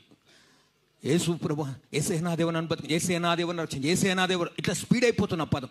స్పీడ్ అవుతున్న కొద్దీ నేను కళ్ళు మూసుకున్నవాడు ఆ పదం స్పీడ్గా అంటున్నా, ఒక వెలుతురు లైట్ నా మీదకి వస్తున్నది. నేను కళ్ళు మూసుకున్నా కదా, గట్టి ఇట్లా మూసుకొని అంటున్నా, నమ్మకంతో అంటున్న మాట. ఆ వెలుగు నా మీదకి వస్తున్నా కదా, వెలుగు నాకు కనబడుతుంది. ఏందిరా వీడు యేసు ప్రభు ప్రార్థన చేయమన్నాడు, చేస్తుంటే ఈ వెలుగు నా మీదకి వస్తుంది, సంపద కొంపదీసి గడ్డ నా మీద పడుతుంది అనుకున్నా, ఏదో గడ్డ పడుతుంది నా మీద అనుకుని భయం అవుతుంది. ఇదేంద్ర నా మీద పడుతుంది, ఏసే ఇంకా గట్టిగా అంటున్నా. అది దగ్గర దాకా వచ్చి నిప్పు వర్షలాగా నా మీద పడ్డది. వాళ్ళంతా జలధరించి నాలో ఉన్న దుష్ట శక్తులన్నీ వెళ్ళిపోయినాయి. ఆమేన్, హల్లెలూయా. 1987 జూలై 10న రక్షించబడ్డా అంటే ఇప్పటిదాకా బ్రతికే ఉన్నా. ఇది నా జీవితంలో జరిగిన అద్భుత సాక్ష్యం. ఆ రోజు నా ఫ్రెండ్ ఉన్నాడు కదా, అసిస్టెంట్, వాడు భయంకరమైన స్థితిలో ఉండే. నన్ను చూసి ఆయన తాగుడన్నది పోయింది, నిజా పోయింది. అప్పుడే నన్ను చూసి వాడిని లేసుడే వస్తు వానికి చెప్పిన సువార్త. రే నరకం ముందురో చాలా డేంజర్, ఇది భయంకరం నరకం రా బాబు, దీన్ని తట్టుకోలేమరా బాబు మనమానాలు అనగానే వాడు నన్ను చూసి నా సాక్ష్యమైన నరకం చూసి వచ్చాను రా, అయ్యో దాంట్లో అందరూ కాలుతున్నారా బాబు, భయంకరమైన యాతన రా, అది తట్టుకోలేమని అంటే వెంటనే ఆ క్షణమైన వాడు మారిండు. ఇప్పుడు హిమాలయ పర్వతాల్లో సేవ చేస్తున్నాడండి. కాషాయ వస్త్రాలు వేసుకొని అక్కడ ఇట్లా వేసుకొని పోతే జోపుతారు, మనలాగా తెల్లబట్టలు వేసుకుపోతే జోపుడు జోపుతాడు. కాషాయ వస్త్రాలు వేసుకొని సేవ చేయాలి అక్కడ. అట్లా వేసుకొని యేసుప్రభు సువార్త చేస్తున్న స్నేహితుడు. ఆ విధంగా దేవుడు అతని జీవితంలో మార్పు తీసుకొచ్చాడు. తర్వాత మా నాన్నగారు వచ్చాడు, ఏమైంది నా కొడుకు కానీ, ఏమైంది నా కొడుకు అని వచ్చాడు. 2 భుజాలు పట్టుకున్నాను, నాన్న ఇంకొద్దిసేపు అయితే నేను కొడుకు చచ్చిపోయేటోడు కానీ యేసయ్య బతికించిందని చెప్పిన మా నాన్నకు. చీ దరిద్రుడా నుకేసి. ఆ రోజు నుంచి నాకు మా నాన్నకు జరిగింది వారనుకో చాలా భయంకరం. ఇక నేను నాకేంది ఇప్పుడు ఈ మంత్రం వదిలితే మళ్ళీ ఏదైనా పట్టుకుంటుందేమో అని భయం, మళ్ళీ కూడా నరకం తీసుకోవద్దని భయం కదా. ఈ భయంతో ఏం చేస్తున్నా, ఇప్పుడు కూర్చున్నా లేసినా ఇదే మంత్రం చదివినట్టే కానీ చదువుతుంటే మన ఈ రోజు పొద్దుగాలు లేవాలి, 5 గంటలు లేసి స్నానం చేయాలి, ఇంత పూజ గదిలోనికి వెళ్ళాలి, పూజ చేయాలి. ఇప్పుడు అన్ని ఇక్కడ ఉన్నాయి, అన్ని మడి కట్టుకున్నా, అన్ని కట్టుకున్నా, గంట పట్టుకున్నా, ఇటు తిరిగిన. ఇప్పుడు ఇక్కడే ఉన్నాయి కదా, ఇటు తిరిగి ఏదైనా బతుకం చేసి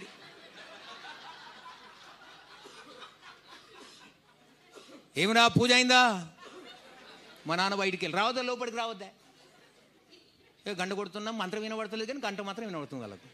ఏంది కథ అని చెప్పేసి బయటకు వచ్చి ఏం సంగతి అని అడిగాడు. అంత అయ్యి బయటకు వచ్చినాక ఆర్తి కప్పురం ఇవ్వాలి కదా వాళ్ళకి, ఆర్తి ఇవ్వాలి. ఏదిరా చూస్తే ఒక్క ఫోటో బొమ్మ లేదు, బొట్టు లేదు, దీపార్చన లేదు, కుంకుమార్చన పసుపార్చన లేదు, పువ్వార్చన లేదు. ఏం చేసినవారంటే పూజ చేసిన. ఎవరికి చేసినవారంటే ఏసైకి చేసిన. ఈ పందవాళ్ళు కొట్టింది. ఎందుకని కథ ఏం చేస్తున్నావు అని. అట్లా మా నాన్నతోటి చాలా వారైంది. నాకు చిన్న బైబిల్ గిఫ్ట్ ఇచ్చారు ఎవరో, అది ఎబ్రోన్ బ్యాగ్ ఉంటుంది, ఆ సంచిలో, అటువంటి సంచిలో పెట్టుకునేవాడిని. ఆ బ్యాగ్ని ఎప్పుడు దొరికిందో మా నాన్న దాచి పెట్టుకుంటే దాన్ని చింపి పడేసింది. అయినా చినిపోయిన బైబిలే చదువుతుంది. అట్లా ఉండే నా పరిస్థితి. అక్కడికి వెళ్ళి ఒకరోజు మా నాన్నకు నాకు ఇక అవుతలేదు. అందరూ బంధువులందరూ పిలిచిండు, మా బంధువులందరినీ పిలిచాడు, కూర్చోబెట్టాడు. మధ్యలో అందరూ వచ్చారు. ఏంద్రా నిష్టగల బ్రాహ్మణ కులములో పుట్టి ఇదేంద్రా దరిద్రం, ఆ దేవుని నమ్ముతున్న మన దాంట్లో లేరా గొప్పది ఏమనుకుంటున్నావు, అపరాధ్యుడా, అష్టదరిద్రుడా, దాంట్లోకి వెళ్ళిపోయావేంటిరా, రాయిడ్రా అని చెప్పి వాళ్ళందరూ మంచి మాటలు చెప్పారు నాకు. అందరిది విన్నాను. 2 గంటలు కూర్చోబెట్టారు మధ్యలో. అందరు చెప్పినాక అందరు విన్నాం. లేచి మీ అందరికి వందనాలు, ఇంతసేపు నా మీద కేటాయించి మంచి మాటలు చెప్పారు. నేను కూడా ఒక మాట చెప్తున్నా, మీరందరూ కూడా యేసు నమ్ముకోండి తన నరకాన్ని పోతారని చెప్పిన. తలా ఒక మొట్టకాయ కొట్టి ఇంట్లోకి వెళ్ళి పడేసి, శ్రీనివాసాచార్యులు గారు నీ కొడుకు చనిపోయింది అనుకోండి, లాభం లేదు, వాడు ఉన్నా బతికినా వేస్టే, నీ పరువు తీయడానికి పుట్టాడు దరిద్రుడీడు, వెలగొట్టండి ఇంట్లోకి వెళ్ళి, ఎందుకని పెట్టుకున్నారండి అని అనగానే ఇప్పుడు మా నాన్న ఆ రోజు ఆ క్షణమున ఇంట్లోకి వెళ్ళి నూకేశాడు. కట్టుబట్టల మీద ఉన్నాను, ఆ చినిపోయిన సంచి ఉంటుంది, బైబిల్ చినిపోయిన అది బయటపడేసి, పోరా దరిద్రుడా, అడక్క తింటావురా, బాపునలు ఇచ్చే తీయడానికి పుట్టినవురా అని అన్నాడు. నేను నవ్వుతూనే ఉన్నాను.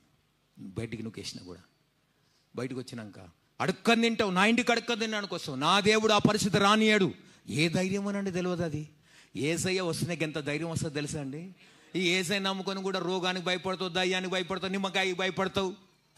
ఎవడు ఏది చేసినా భయపడితే ఎట్లా అండి? భయపడుకొని బైబిల్ చెప్తున్నా కొద్దిగా భయపడితే ఎట్లా? రోగము కానీ, మరణమే కానీ, కష్టమే రాని, ఖడ్గమే రాని, ఏదొచ్చినా నువ్వు భయపడద్దు. డరనా నహీ జో డరా ఓ మరగా. హల్లెలూయా. హిందీ సమాజ్ మే ఆతా క్యా ఆప్కు నహీ? Right, very nice. కాబట్టి ఆ విధంగా నా స్థితి చాలా భయంగా, బయటకు నూకేసినాక అడక్క తింటావు నాయుడు, నా దేవుడు ఆ పరిస్థితి రానియడని చెప్పాను. అని నేనన్న, నాన్న ఈ లోకంలో బ్రతికినంత కాలం నువ్వు నా తండ్రివి, నేను నీ కొడుకును, కానీ నీకు నాకొక తండ్రి ఉన్నాడు, ఆయన దగ్గర మనం కలుసుకోబోతామని చెప్పినాం.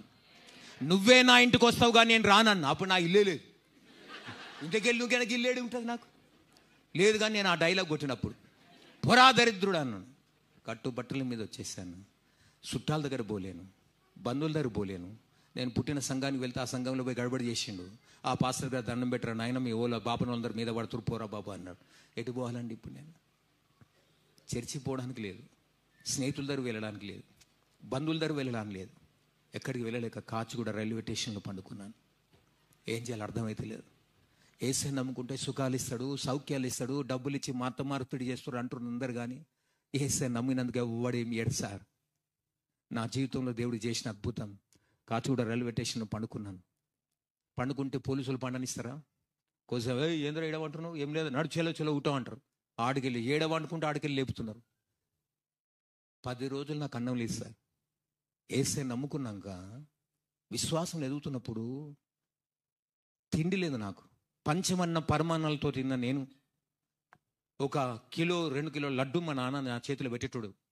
లడ్డూలు తిని పెరిగిన, దుడ్డుగా పెరుగు తిని, నెయ్యి తిని పెరిగిన, అట్లా స్థితి కలిగిన. ఈరోజు నాకు 10 రోజులు కాచిగూడ రైల్వే స్టేషన్లో పండుకున్నా. 6 స్వెటర్ల ముందట రైల్వే స్టేషన్, అక్కడ బస్ స్టాండ్ కింద 3 పూటలు స్నానం చేసేవాడిని. 1 పూట స్నానం లేదు నా లైఫ్లో. షర్ట్ ఇప్పుకొని సిగ్గు నాకు. షర్ట్ ఇప్పి రాత్రిపూట కాచిగూడ రైల్వే స్టేషన్లో వచ్చి ఉతుక్కొని అదే పచ్చిది వేసుకున్నాను. పాయింట్ ఇప్పలేదు, నీళ్ళతో కడుక్కున్నాను. ఇట్లా స్నానం లేదు, కంపు కొడుతుంది, నెత్తులని గట్టిగా అయిపోయింది ఎంటికలని. ఏం చేయాలో అర్థమైతే ఆకలి అవుతుంది. ఒక చిన్న ప్లాస్టిక్ డబ్బా దొరికితే నీళ్లు పట్టుకుని, దేవా ఏసయ్య నాకు తెలియదు, ప్రార్థన రాదు, ఏసయ్య నాకు ఆకలి కాకుండా చేయి ప్రభా. ఆ నీళ్ళు తాగాను. రోజు ఆ నీళ్ళు తాగే బతికాను 10 రోజులు. తిండి లేదు, తిప్పలు లేదు. అప్పుడు 9వ రోజున సాతాను నాతో మాట్లాడుతున్నాడు. నేను ఒకరు పండుకున్నాను. ఏం నమ్మినవురా దేవుణ్ణి? ఏం చేసి నీ దేవుడు నేను నమ్ముకున్నాక? నీ ఇంట్లో మీ అమ్మ మీ నాయన నచ్చలేదు, అందరు ఇంట్లోకి వెళ్ళి వెలివేశారు. దేవుడు నమ్ము, దేవుడు దేవుడు అని పోయావు. ఏం చేశాడు దేవుడు నీకు? అష్ట దరిద్రం తీసుకొచ్చి రోడ్డు మీదకి వచ్చావు కదరా. చీ, సావన సావు పోరా, రైల్వే స్టేషన్ కింద పెట్టు, తలకాయ పెట్టు, 1 ముక్క 2 ముక్కలు అయితే చచ్చిపోతావు, బాధపోతుంది అని సాతాను నన్ను బై ఫోర్స్ చేసింది. పో సావు, చచ్చిపో అని. కానీ నా దేవుడు నన్ను సావనేలేదు. ఆ రోజు నన్ను కాపాడి నన్ను బయట గుంజే. 10 రోజులు అయితే నాకు కష్టమే, బాధ అవుతుంది, కడుపులో అలమడిచిపోతున్నా, స్నానం లేదు, ఆ నీళ్లు తాగుతున్న బతికాను. 10వ రోజున ఊకెళ్ళి ఇక్కడ పండుకున్న లేపుతున్నారని నారాయణగూడ పోలీస్ స్టేషన్ ముందర చిన్న గార్డెన్ ఉంటుంది, గ్రౌండ్. అది ఉన్నదో లేదు ఇప్పుడు, నా ఉండదు, నేను పోలేదు. అయితే అక్కడ గార్డెన్ ముందర పండుకున్నా. ఊకే ఆడిడ పండుకుని పోలీస్ స్టేషన్ ముందర పండుకుంటాను. పనుకున్నాయి. పోలీసుడు వచ్చి చెల ఊటం అన్నాడు, ఉడ్నే సాలన్నాడు, చెల అందరు చెల అన్నాడు. పోయిన లోపడి పోలీస్ స్టేషన్ ఎస్ఐ ఉన్నాడు, 4-5 కానిస్టేబుల్ ఉన్నారు. ఏమిరా 11-11:30 అవుతుంది అప్పుడు. ఏమిరా ఈడెందుకు పండుకున్న, ఇల్లు లేదా అంటే ఉన్నది సార్. మరి ఎందుకు ఈడ పండుకున్నావు అంటే మా నాన్న ఎల్లగొట్టిండు సార్. ఎందుకు ఎల్లగొట్టిండ్రా అంటే ఏసై నమ్ముకున్నది సార్. ఏసై ఎందుకు నమ్ముకున్నావురా? అసలు నువ్వు ఎవర్రా, నువ్వు ఏ కులం రానిదంటే అది చెప్పండి సార్, అడగండి సార్ చెప్తాను. నేను బాపునోను సార్ స్టార్ట్ చేసిన. నా సాక్ష్యం పోలీస్ స్టేషన్లో ఇచ్చాను. పోలీస్ అయిన విని, అరే బాగుంది బాబు, నువ్వు ఎట్లా నమ్మినవరా? అదే సార్ నేను చెప్తా సార్, నేను నరకం చూసి వచ్చిన సార్, చాలా డేంజర్ సార్, ఇదంతా నేను చెప్పిన. చెప్పే లోపల 45 నిమిషాలు చెప్పినండి పోలీస్ స్టేషన్. వాళ్ళు విని, వా ఏం అద్భుతం సాక్ష్యం రానిది అని చెప్పేసి, అరే తింటావు అన్నం తింటావు, ఆకలి అవుతుంది అన్నం తింటావు? తింటా సార్. అరే బిర్యానీ తింటావు? బిర్యానీ వద్దు సార్, నాకు ముక్కలు అలవాట్లేవు. మరి ఏం తింటావురా? పప్పు అన్నం తింటా సార్. కానిస్టేబుల్ ఒక ప్లేట్ సరిపోదు సార్ నాకు. 2 ప్లేట్లు తెప్పిండు. అప్పుడు ఒక సబ్బు ఇచ్చిండు, ఒక లుంగి ఇచ్చిండు, ఒక టవాల్ ఇచ్చిండు, స్నానం సబ్బు బట్టల సబ్బు ఇచ్చిండు నాకు. SI sir. సబ్బు అరిగే దగ్గర స్నానం చేసా, సబ్బు అరి దగ్గర బట్టలు ఉతికినా, వచ్చి లుంగి కట్టుకుని టవాల్ వేసుకుని కూర్చున్న తర్వాత 2 ఫుల్ మిల్స్ తెచ్చిండు, బాగా పాపడు గీపుడు అన్నీ ఉన్నాయి, నెయ్యి అంతా వేసుకుని మంచి తిన్నాక పండుకోర బిడ్డ, ఈడ పండుకో, పొద్దుగాల బోదులే అన్నాడు. పండుకున్నా. పొద్దుగాల వేసిన ఏదో పండ్ల పొడి ఇచ్చాను, పండు తోముకున్నా. మళ్ళీ సబ్బు ఇచ్చి చేస్తావా స్నానం? ఇంకో అయిపోయింది సార్ సబ్బు. ఇంకో సబ్బు ఏంటో ఇచ్చిండు, మళ్ళీ స్నానం చేసిన బట్టలు వేసుకొని కూర్చున్నాక, ఏం తింటావు అన్నాడు. ఏముంటాయి సార్ అన్న. ఇడ్లీ పూరి వడ దోశ అన్ని తీసుకురాను సార్ అన్న. అన్ని తెచ్చిన ఆయన. ఇడ్లీ పూరి వడ దోశ అన్ని తినేసిన. 10 రోజుల నుంచి తిండిలేదండి. పోలీస్ స్టేషన్ అన్నం పెట్టినంటే ఎంత గొప్ప దేవుడు నా దేవుడు. తిన్నాడా? తిన్నాక ఎస్ఐ అన్నాడు, నీ దేవుడు గొప్పోడు రా, నీ దేవుడు నిన్ను పోషిస్తాడు రా అని చెప్పి 200 తీసి నా జోబులు పెట్టాడండి. హల్లెలూయా. ఎస్ఐ నరసింగరావు, ఆయన ఉన్నాడో లేదో నాకు తెలియదు ఇప్పటిదాకా. 200 నా జోబులు పెట్టి, నీ దేవుడు గొప్పోడు, పోషిస్తాడు పోరా అన్నాడు. ఎంత గొప్ప దేవుడు ఈయనంటే, ఆశ్చర్యకరుణు, ఆలోచనకర్త, నిత్యుడగు తండ్రి, సమాధానకర్త, ఆశ్చర్యకరుడు, గ్లోరీ, ఆలోచనకర్త, నిత్యుడగు తండ్రి, సమాధానకర్త. తన వంటి గొప్ప దేవుడు ఎవరున్నారిలలో, తన సాటైన తీటైన దేవుడు లేడిలలో. తన వంటి గొప్ప దేవుడు ఎవరున్నారిలలో, తన సాటైన తీటైన దేవుడు లేడిలలో. ఆశ్చర్యకరుడు, ఆలోచనకర్త, నిత్యుడగు తండ్రి, సమాధానకర్త, ఆశ్చర్యకరుడు, ఆలోచనకర్త, నిత్యుడగు తండ్రి, సమాధానకర్త. కాబట్టి ఎంత ఆశ్చర్యకరుడు చూస్తారండి. పోలీస్ స్టేషన్ నాకు అన్నం పెట్టిండు, 200 జేబులో పెట్టి, నీ దేవుడు నేను పోషిస్తాడు పోరా అంటే, 10 రోజులు ఉపవాసం ఉన్న నా దేవుడు నన్ను మరవలేదు. హల్లెలూయా. ఈరోజు నిన్ను కూడా మర్చిపోయే దేవుడు కాదు. నీ కష్టం తెలుసు, నీ కన్నీరు తెలుసు, నీ బాధ తెలుసు, నీ కుటుంబ ఆర్థిక సమస్యలు తెలుసు, నీకున్న అనారోగ్య సమస్యలు తెలుసు, నీ ఇంట్లో ఉన్న కొట్లాటలు తెలుసు, నీ మనసులో ఉన్న మనోవేదన కూడా తెలుసు ఆయనకు. ఆయన నిన్ను మర్చిపోలేదు. నువ్వు ఆయనను వదిలిపెట్టకు. ఏమన్నా కానీ, అది తుఫానేలే గాని, అలలే ముంచివేయని, నీ నావ మునిగిపోయే పరిస్థితి వచ్చినా కూడా భయపడద్దు కదండి. హెచ్కియా ఫ్రాన్సిస్ అని చెన్నైలో ఉంటాడు. ఆయన ఒకసారి హైదరాబాద్కి వచ్చాడు. వచ్చినప్పుడు నేను ఆ సెమినార్కి వెళ్ళాను. ఆయన పాడుతున్న ఒక పాట నన్ను ఆ రోజు ప్రభావితం చేసిందండి. ఆ పాట నన్ను ఎంత చిన్న స్లోగన్, ఆయనకు తెలుగు రాదు ఎక్కువ. ఆ తెలుగు పాట అదొక్కటే పాడిండు పల్లవి, వండర్ఫుల్. ఆ రోజు దాని ద్వారా ఎంతో ఆదరించబడ్డా నేను. అది నా బుక్లో ఇంతనే నేను నేర్చుకున్నా, అంతనే రాసి పెట్టుకున్నా కదా. నా చిన్న దోనెలో యేసయ్య ఉండగా, నా చిన్న దోనెలో యేసయ్య ఉండగా, భయమే లేదు నాకు, దిగులే లేదు, భయమే లేదు. అలలు పైకెగిరిన, సుడిగాలి వీచిన, అలలు పైకెగిరిన, సుడిగాలి వీచిన, అదరను నేను అసలే పెదరను నేను, అదరను నేను అసలే పెదరను నేను. నా చిన్న దోనెలో యేసయ్య ఉండగా, నా చిన్న దోనెలో యేసయ్య ఉండగా, భయమే లేదు నాకు, దిగులే లేదు, భయమే లేదు నాకు, దిగులే లేదు. హల్లెలూయా. ఈ పాట చిన్నదే కానీ నన్ను అనుకున్న నా నావల వేసే ఉన్నాడు నాయన. ఈరోజు నువ్వు రాత్రి అనుకుంటే నీ నావల దేవుడు ఉంటాడు, నీ ఇంట్లో దేవుడు ఉంటాడు. అప్పుడు నువ్వు భయపడవు. సారీ దునియా ఏక్ తరఫ్ ఉన్నది మగర్ ఈశు ఆమె ఏక్ తరఫ్. ఆమేన్. హల్లెలూయా. సారీ దునియా ఏక్ తరఫ్ అంటే సారీ దునియామంతా ప్రపంచమంతా ఒకటి కానీ, నువ్వు యేసు ఒక్కడుంటే చాలండి, ప్రపంచాన్ని జయించగలం. హల్లెలూయా. ఆ ధైర్యం నాకు ఇచ్చింది ఆ రోజున. ఆ 200 పట్టుకొని అప్పుడు ఏడ్చానండి, దేవా నిన్ను ప్రేమించలేదు, నన్ను ప్రేమించావు. నీ నామాన్ని స్మరించలేదు, అయినా నన్ను వెతికి వచ్చావయ్యా, రక్షించావు. ఈ రోజు ఈ స్థితి ఇచ్చావు. చాలా సత్యదాకా నేను వదిలిపెట్టానయ్యా. ఎక్కడ పోయినా నీ నామాన్ని గణపరిచే మహిమపరిచే స్థితిలో నేను నిలబడతాను. ఆ రోజు ప్రామిస్ చేసుకొని బయలుదేరాను. అక్కడికి వెళ్ళి దేవుడు మారుమూల ప్రాంతం, బస్సే లేదు ఇప్పుడు అక్కడికి బొమ్మన్నాడు దేవుడు. గాజులు కూడా దర్శనం ఇచ్చాడు. అక్కడికి పోయి సేవ చేయన్నాడు. అక్కడికి పోయి సేవ ప్రారంభించిన. ఒకే ఊర్లో 240 మందికి బాప్తిసం ఇచ్చిన. సగం ఊరు మారింది అక్కడ. వాడు అన్యుడు గాని, కోమోటుగాడు, బాపునోడు లేరు అనుకో, నేనే బాపును. కోమట్లు గాని, రెడ్డి గాని, ఏ క్యాస్ట్ అని కానండి, నన్ను చూసిన వెంటనే వాడు నమ్మకున్నా పర్లేదు, నన్ను చూసిన వెంటనే ప్రెజర్ అన్నా అంటాడు.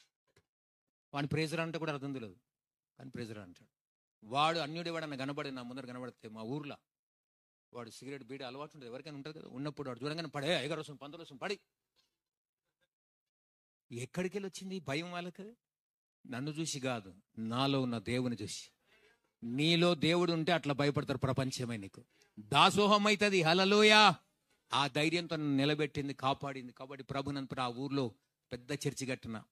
100 ఫీట్ల పొడుగు, 40 ఫీట్ల వెడల్పు, మధ్యలో పిల్లర్ రావద్దని చెప్పి ప్లాన్ చేసి కట్టిన. చాలా పెద్ద కట్టిన. అది ఇక మా ఇంజనీర్స్ అందరూ వెల్యువేషన్ చాలా 1,80,00,000 అయింది నాకు. కానీ ఒక్క పైసా అప్పు చేయలే, ఒక్క పైసా అప్పు చేయలే. ఒక్క లీడర్ దగ్గర చేయి చాపలే. లీడర్ని అడగను నేను, నువ్వు ఇష్టం ఉంటే నీదికి వచ్చి నేను అడుగుడేంది. గవర్నమెంట్కి అప్లికేషన్ పెట్టుకున్నా నేను చర్చి కడుతున్నా, నాకు చర్చి కావాలి, కంపౌండ్ వాళ్ళు కావాలి, నాకు పైసలు లేనండి. 18 లక్షలు శాంక్షన్ చేసింది గవర్నమెంట్ నాకు. అబ్బా సాలరా అయినా అనుకున్నా. అందుకుంటే పాత చర్చ్ అంతా కూల్ చేసి కడదామని స్టార్ట్ చేసిన. మళ్ళీ క్యాన్సిల్ చేసింది, అది గవర్నమెంట్ క్యాన్సిల్ చేసింది. 18 లక్షలు మళ్ళీ తిరిగితే లేదన్నారు. ఇక నిన్ను అడిగేదేంది, నా దేవుణ్ణి అడుగుతా అని చెప్పి అడిగిన. మోకరించిన సంఘస్థులే కుటుంబానికి ఎంత ఇచ్చారు, జాబ్ చేసే వాళ్ళు ఇచ్చారు. మొత్తం 1,80,00,000 అయింది. కానీ చాలా సూపర్ మందిరం కట్టిన. దాంట్లో చుట్టుపక్కల గ్రామాలు చాలా మంది, 20-30 మంది పాస్టర్లు ఉన్నారు నా దగ్గర. ఎవరు చర్చి వాళ్ళకి ఇచ్చిన. నా దగ్గర ఏం, నేను 36 చర్చీలు పెట్టుకొని దిమ్మ తిరిగి మైండ్ అంతా బ్లాక్ అయ్యే కన్నా 2 చర్చీలు పెట్టుకున్నా. ఈ 2 చర్చలు చూస్తా. సువార్థకుడిగా నేను వెళ్ళాలి, నా పరిచర్య పాస్టర్గా సువార్థకుడు కాబట్టి సువార్థకుడు వెళ్ళాలి. కాబట్టి ఆ విధమైన పరిచర్య చేస్తూ అలా తిరుగుతూ వచ్చి బాలాజీ నగర్కి వచ్చిన. ఇప్పుడు హల్లెలూయా. రైట్, దేవునికి స్తోత్రం. ఇప్పటిదాకా నా సాక్ష్యం. నేను ఎప్పుడు ఒకటి నమ్ముతా, సాక్ష్యం మనిషిని బలపరుస్తుంది, వాక్యం మనిషిని బ్రతికిస్తుంది. సాక్ష్యం ఎంత చెప్పినా అది నా నరుని సాక్ష్యం, కానీ దేవుని సాక్ష్యం అందరికన్నా గొప్పది. ఆయన వాక్యం ఉన్నోడు ఎవడైనా బతకవలసిందే. హల్లెలూయా. కాబట్టి దేవుని వాక్యం విందాం ఇప్పుడు. రైట్, దేవుని వాక్యం చదువుదాం. ఒక మాట తీద్దాం. లూకా సువార్త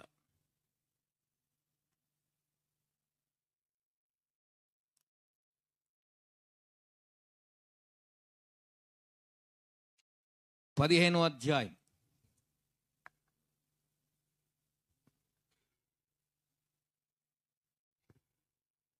లూకా సువార్త 15వ అధ్యాయం 4వ వచనం.